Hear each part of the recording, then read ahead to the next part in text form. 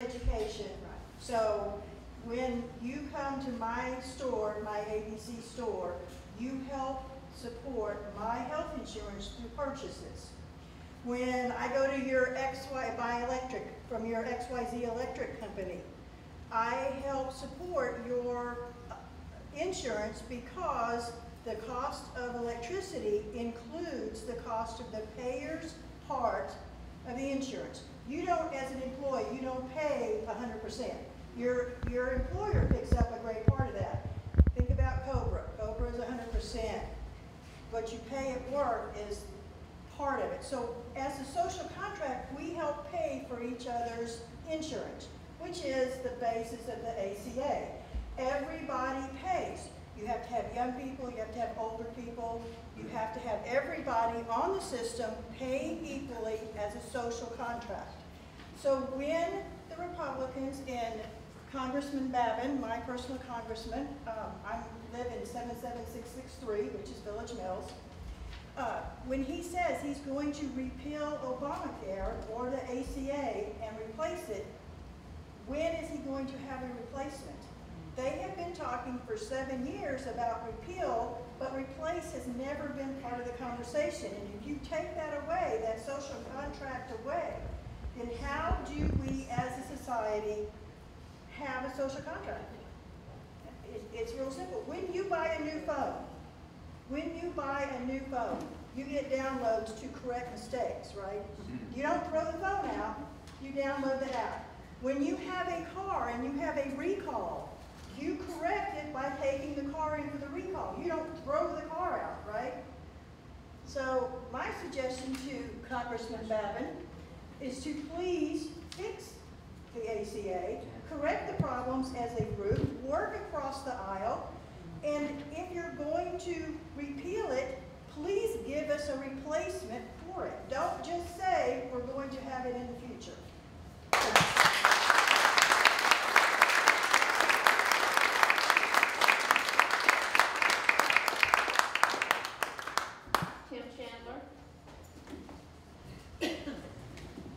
Hello, I'm Tim Chandler, 77611. I worked at DuPont for 40 years, always had great insurance, was able to retire until I take Medicare another month. They covered even when I'm retired. So my concern is job-based medical plans cover 150 million Americans, which I was one of. These plans also benefited from the ACA, which required a job-based plan to offer at least the same minimum benefits or offered through ACA. One idea suggested by the GOP is to tax workers with and employers for health benefits in order to raise money for the GOP plan. Workers may have hundreds of dollars added to their annual tax bills if employer provided insurance counts as taxable income. My question to Mr. Babin is, can I count on you to pass a health care comparable to the ACA and benefits without taxing my employer-based medical insurance as income or otherwise destabilizing the employer-based insurance marketplace? Thank you.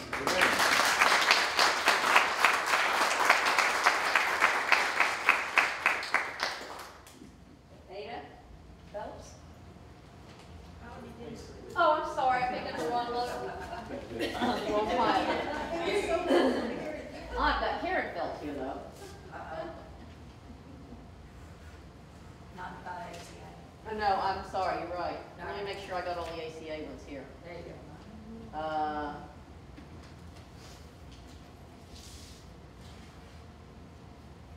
Darla? That's okay, mine was already covered. I had the same question with the others. You sure you don't want to repeat it? I don't. Okay.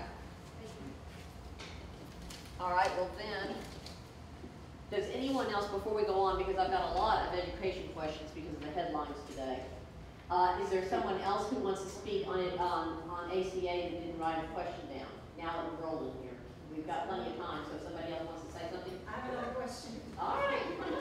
I have several. We've got time. I didn't know whether we were gonna, depending on how many people were here, and we don't have, you've got time to do it. Well, I had several ACA questions, so I wasn't sure how many of them were going to be asked, but The ACA requires that all new health plans, including those that are sponsored by employers, cover recommended preventative care services without cost sharing, bringing new benefits to 71 million Americans.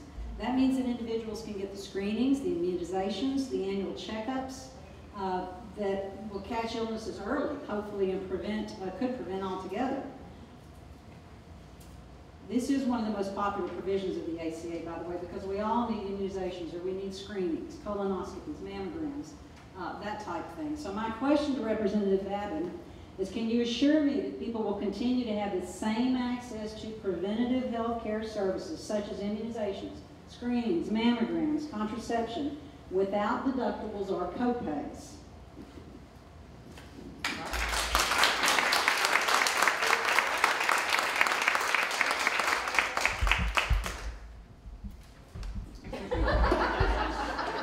I have several. Our daughter was diagnosed with rheumatoid arthritis when she was in her 20s. Okay, so if she were not covered under her employer insurance, she would not be insurable. Even with the insurance that she has, she cannot afford her medications. Medications for RA are extremely expensive. She fortunately is also a veteran, a disabled veteran because of the RA. She was diagnosed while she was serving in the Air Force.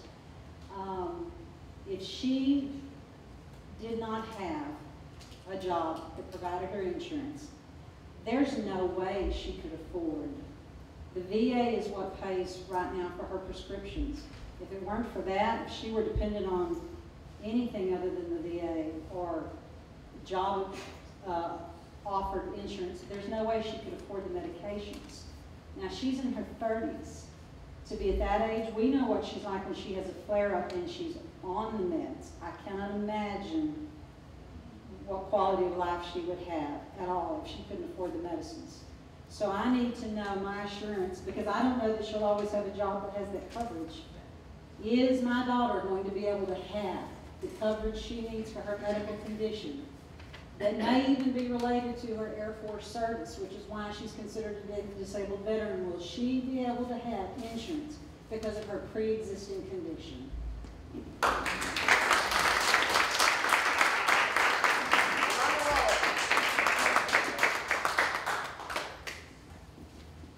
You may have guessed I'm a clergy person. And one of the ministries I've been really, really blessed to be a part of in Newton is what we call the Newton Food Share, which is the food pantry. And for the last 13 years, I've gotten to know a lot of, we call them customers, who come in for food. And there are a lot of people. And a lot of people who even work and still are just struggling to get by. They come in for food. There are people who are, believe me, very unable to work and come in for food. Many of them would be, I mean, I have people come in that are 20 years younger than me and can't carry the groceries out because they're just in terrible health. Now, there's a lot of reasons for that, but a lot of reasons is they don't have good health care. And the Obamacare and unfortunately, the extension of Medicaid that didn't happen here in Texas would have helped a lot of people, and it does help some.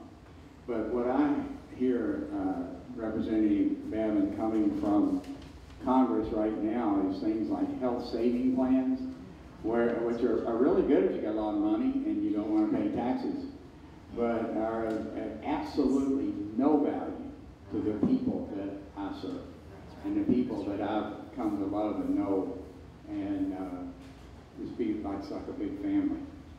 So my question is, will you, whatever care medical program that you come up with, that Congress comes up with, will it also take care of the least of these? And if you look at Matthew chapter 25, in Matthew 25, the parables of the goats and the sheep, we are all going to be judged on how well we take care of the least of these. And Representative Babin, I do hope you won't be a goat, that you'll be in the sheep line, because you will have done your best for the least of these, not just the greatest of these.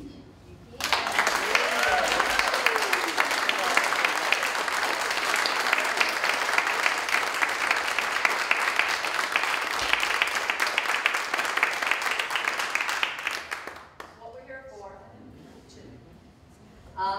We're gonna, unless there's somebody else who wants to speak on healthcare, then we're gonna go on and move on, because we've got several questions on education. Jennifer, you want to start?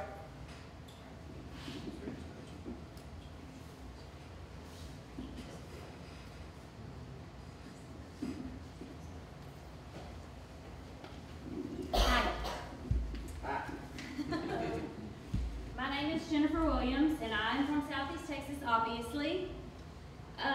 I live in zip code 77657, right here in Lumberton, so welcome to town.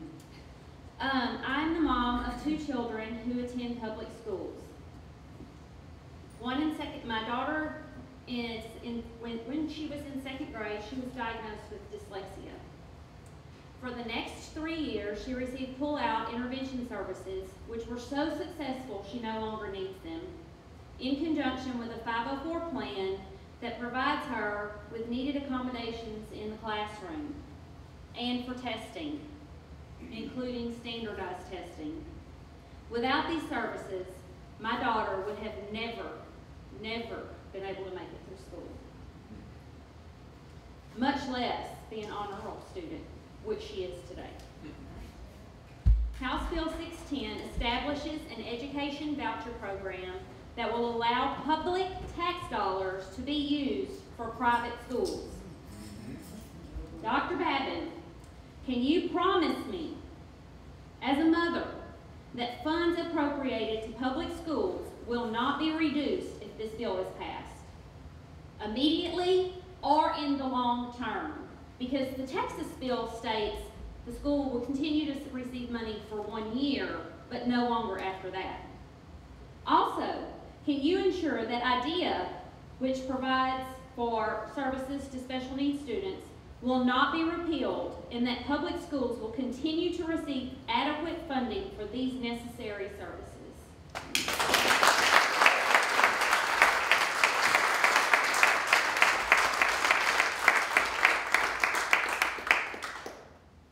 Okay, Misty?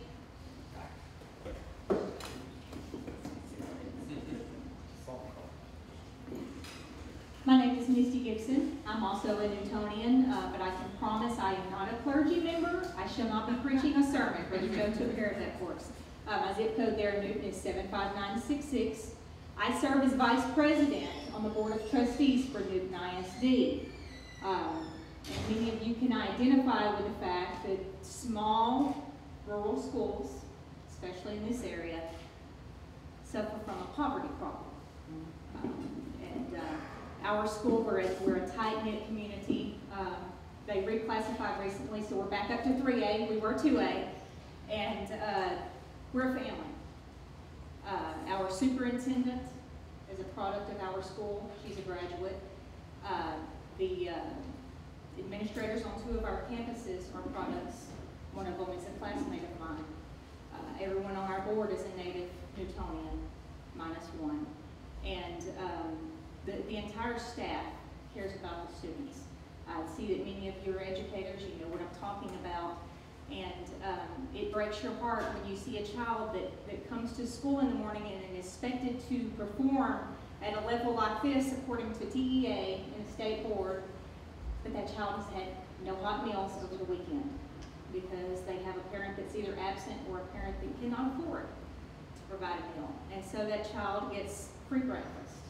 Well, when you have a district that is 58, 59% eligible for that free breakfast, then you really run into an issue of performance on all these standardized tests because you have hungry children and neglected children, sadly, unless they're at school. And so one of our diligent Newton alumni in our business office, our business manager checked into a program a few years ago called the Community Eligibility Provision. And what it says is that if a certain number of children in your district meet a certain economic threshold, then everybody in the district gets free lunch and free breakfast. And so Ms. Melinda Orderline, our business manager, checked on that and got us qualified. This is the third school year that we've qualified for this program. It's been amazing for our kids. We have supplemental programs that send backpacks through the food bank home with some of these kids on the weekends, but that's still not a hot meal. And so these kids, we know at least get 2 hot meals a day, which makes it a whole lot easier for them to learn. And there is currently a movement in Congress to raise that as an eligibility threshold to 60%, which will probably, I spoke to Melinda this week, which will probably put us out of the ballpark. And so, of course, our community, our tight-knit family, will do our best to pull together if that happens. But what I want to know from Representative Babin is, will he oppose any measure that's going to hurt not only Newton ISD, but other districts within his territory that's going to hurt those children? So Representative Babin, I am asking you to oppose any raising of that threshold of eligibility for the community eligibility provision.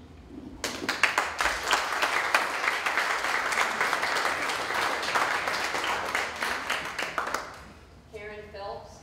I'm another one of those not speakers. All right. So, I'm Karen Phelps, and I live in 77625 in Fuchs. Woo-hoo! I tried to turn it on. I work with Birth to 3 program, just like that is my mother who spoke earlier. And we work with children with birth to 3 who have disabilities or delays. And this disabilities cross all, whether you're poor, you're rich. I've had the poorest of families, and I had families that had the private jets. But when we are talking about public schools and private schools get to pick and choose who they take, and we're talking about children. Is Mr. Babin, are you going to choose and be picking and choosing these children and who gets what and who is going to have and who is going to have not? Are you going to make that choice?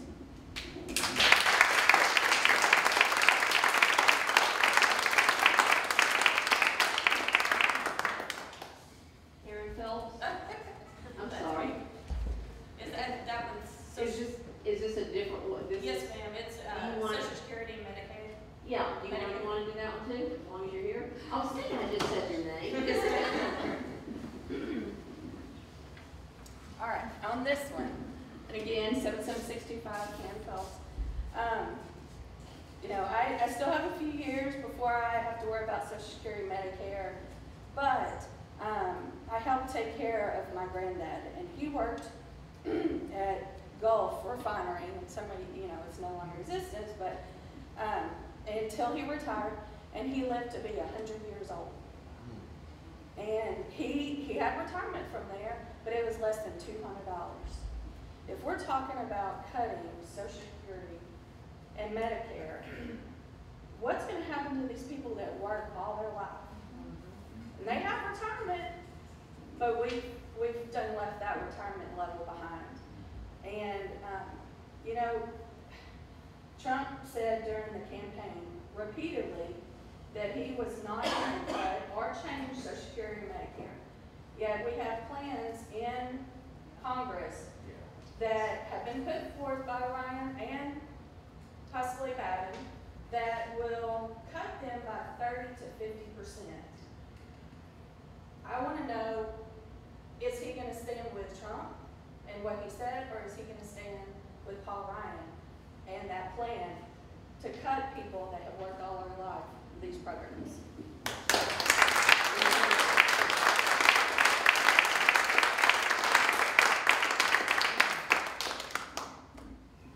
Joanna Foster. My question seemed trivial. Well, I think it's important. I think it's an important question for you, and you're speaking, I'm sure, for a whole lot of people in your area. And it's not true. No. It's important. Everybody's important. All right. Congressman Babin, since I have repeatedly asked these questions on your Facebook page, Would you please answer them? Can you tell me why after 12 years, after Hurricane Rita, South Vidor and parts of Orangeville still do not have cable, DSL, or internet service? And since Orange County is a coastal county, why are we still on water wells and septic systems? And third, where's the money for the Ike Dike to keep Orange County from flooding? Thank you very much.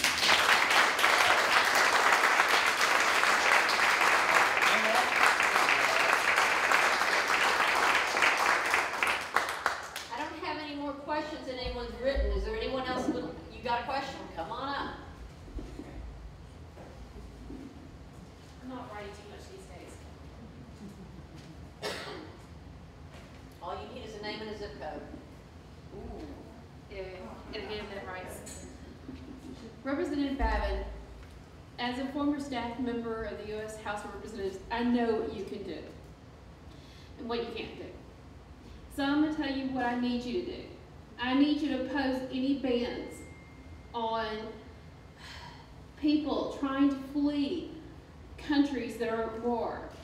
We are a historic country for taking in those yearning to be free and to not die in their beds. I have a co-worker who is a Syrian refugee, sweet boy, early 20s, and as nice as can be. I know that as a representative, you can voice the opinion that you oppose a ban on these people. The only countries that ban didn't cover, you know what those countries were. Those are the ones that Trump, who thinks he's your boss, but he's not, because you're one of three houses, three branches of government. Y'all need to step up and do your job. Thank you.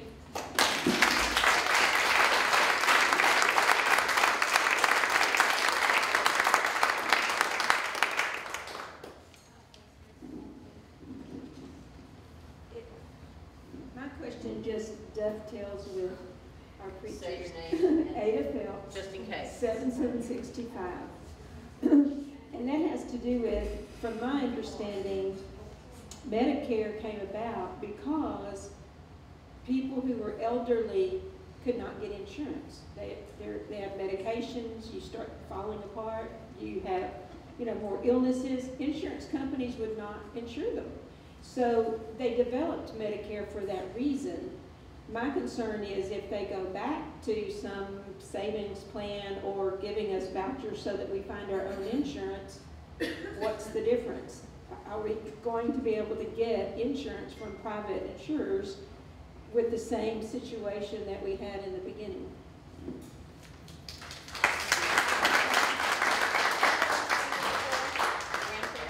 Is there anything that you want to say? I think you will.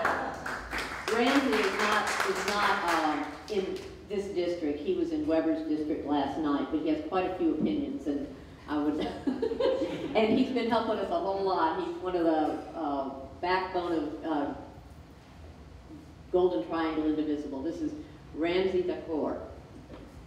Thank you. I just want to thank everyone for being here tonight.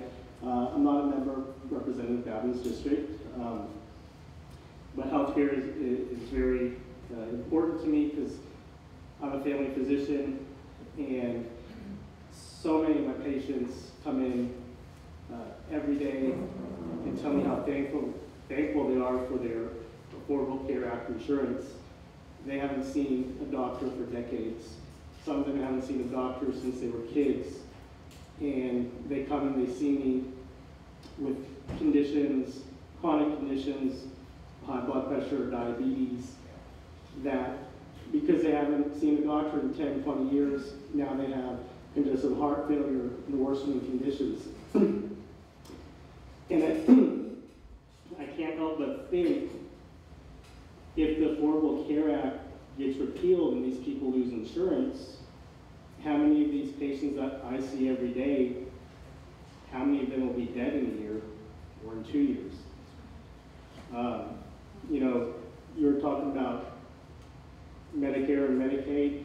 Well, Medicare and Medicaid was created about 60 years ago. And the biggest drop in the uninsured population since then has been when the Affordable Care Act was introduced. 20 million people, the uninsured rate dropped from 16% to less than 9%. I just think these representatives need to think about how disastrous it would be for so many people if they were to lose their insurance.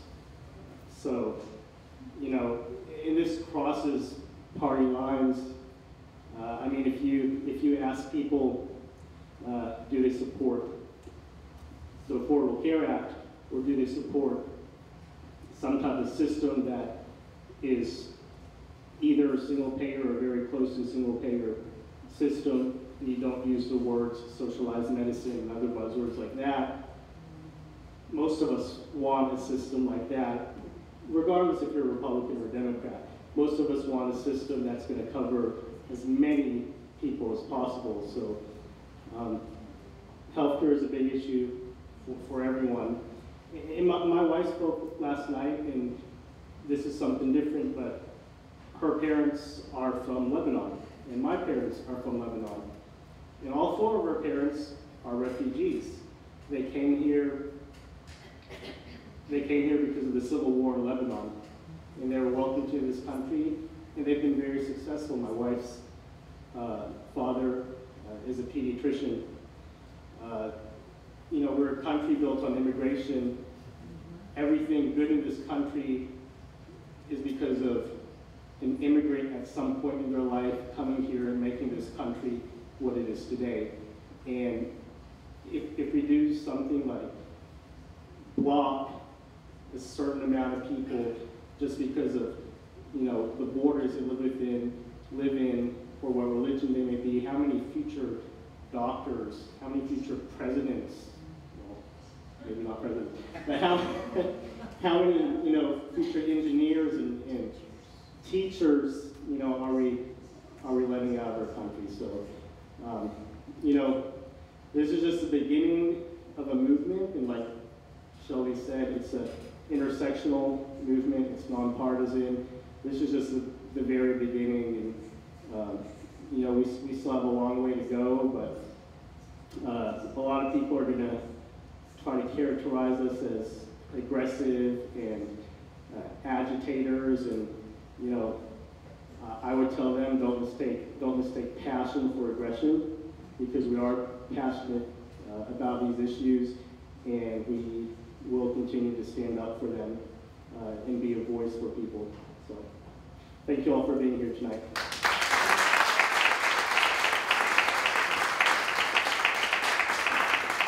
Anyone else before we quit?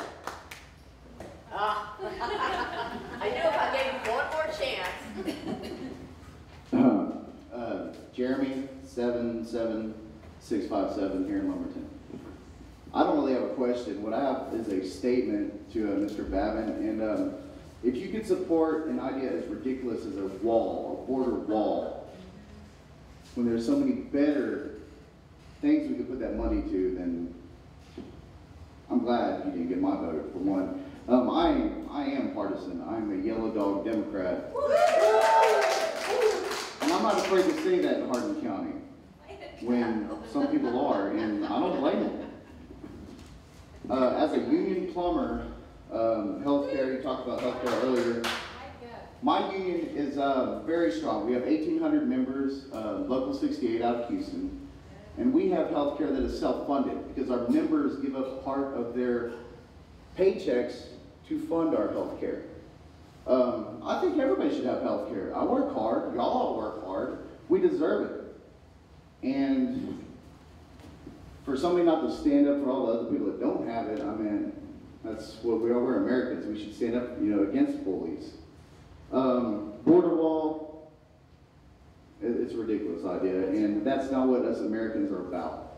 We have, with a land that takes in everybody's week, the refugees. We were talking about refugees earlier. Steve Jobs' dad, he came up with a kid that invented the iPhone, and she's recording me on the iPhone right now. Refugee, that's all good. No walls.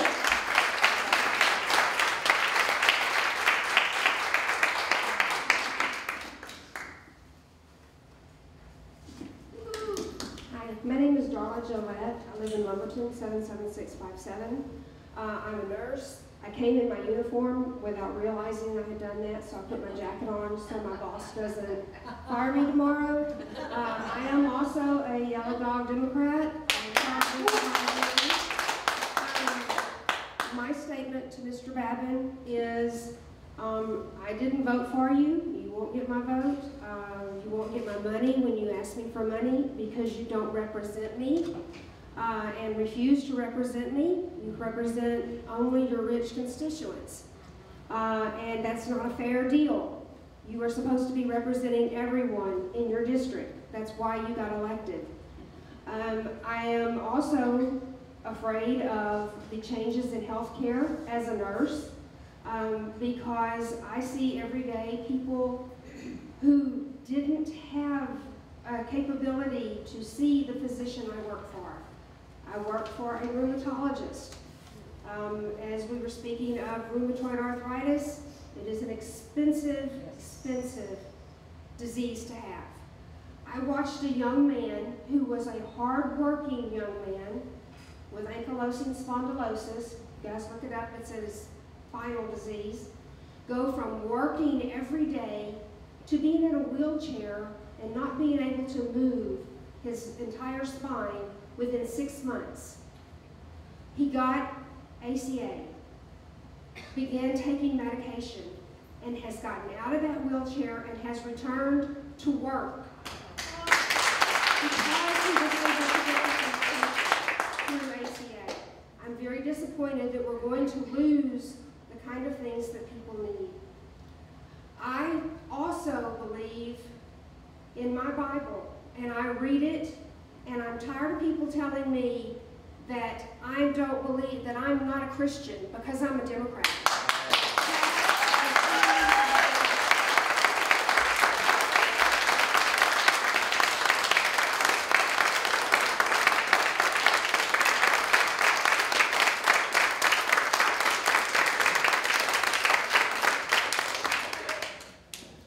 You know, I have given my last dollar.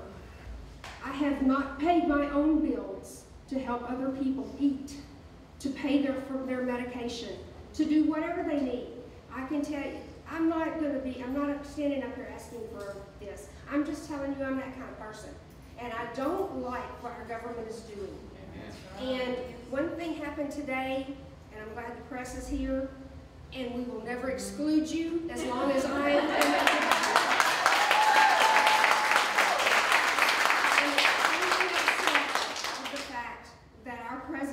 Excluding the press. I don't know if you can look at me and tell, but I'm a German. My family came from Germany, and I am so disappointed in the fact that I believe we're going to become a Nazi nation in the next few years. Thank you for your help.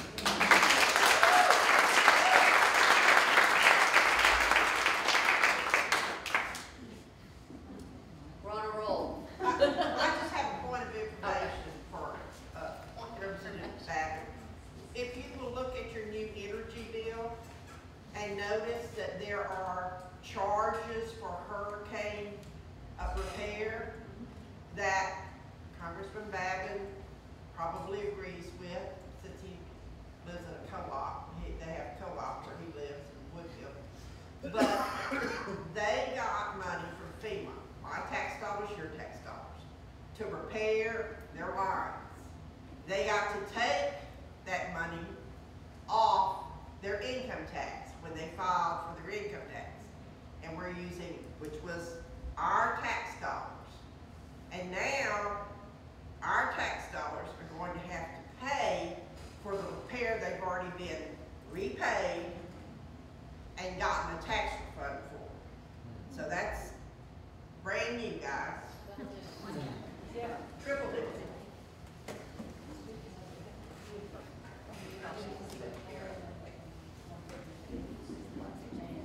I'm not a public speaker. I just kind of wanted to give a little, Monica Pavlich, 77657. I just wanted to kind of give a testimony to the Affordable Care Act. My mother-in-law was gaining weight. She didn't know what was wrong with her. Her belly was real distended, kind of like she was pregnant. She's in her 50s and she wasn't. So she went to the hospital and they told her she had about an 8-pound tumor. She did not have health insurance. She had no coverage whatsoever.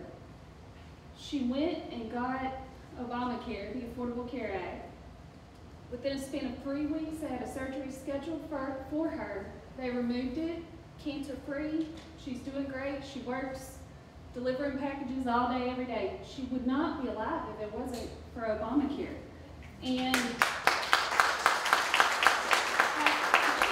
complains about the deductible, you know, and things like that. And I think there are parts of it that definitely need to be fixed.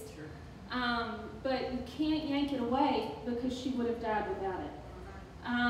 My sister was killed technically in a wreck 7 years ago. They brought her back. She's alive. She's doing great. It's a miracle, complete miracle. But she's on a medication that costs $400 a month without insurance. She was lucky in that they had gotten private insurance for her. My parents had right before her wreck. And it covered it, and they paid a lot of their own money for that too. Her premium went up and up and up because of pre-existing conditions. Then Obamacare was enacted.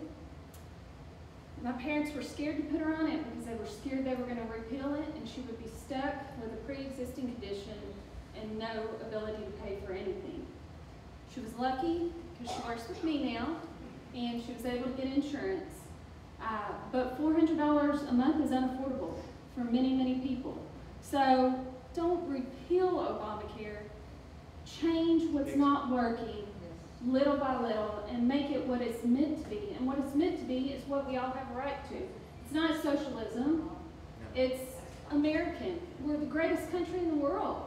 And there are lots of countries that are not as profitable as us, not as strong as us, but they all have the right to live, and we don't, and it's not right. So, that's my 2 cents.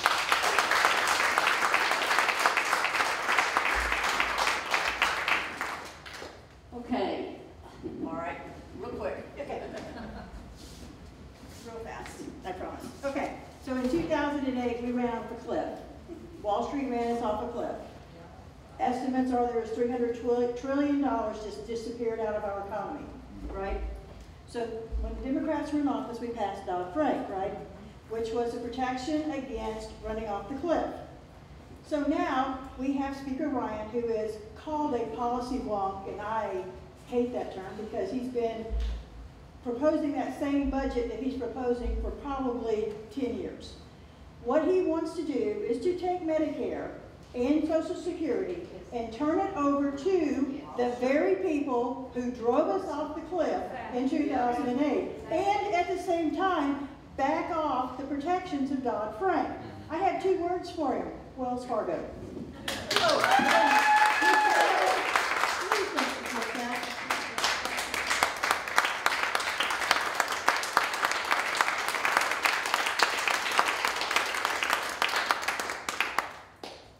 You guys have been sticking together with us really, really well, and I really appreciate it.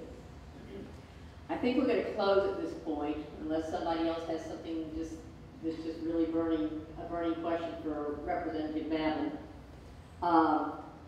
Before in closing, I want to thank the leadership team of GTI, Golden Triangle Indivisible. I'm so glad that we have so many members. I wish I knew everybody. There's a lot of them, though. They're coming in all the time. We're almost close to 500. 500. We're getting up there, almost. I want to thank Amber Crow, Ramsey Decor, Savita Vega, Jennifer Williams, Heather Mullen, Jessica Sanders, Monica Williams, Rayma Hormron and Aaron Mack, Tiffany Perkins and Marcy Smith. That's our leadership team. They've been working really, really hard behind the scenes, trying to figure out where we're going to go next, what we're going to do next, and how we're going to do it.